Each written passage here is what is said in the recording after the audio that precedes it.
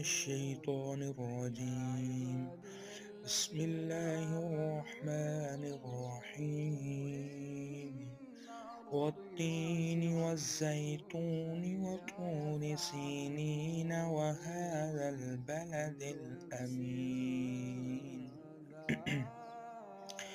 لقد خلقنا الإنسان في أحسن تقويم ثم رددناه أسفل سافلين إلا الذين آمنوا وعملوا الصالحات فلهم أجر غير ممنون.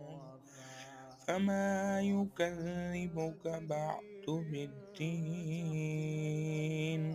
أليس الله بأحكم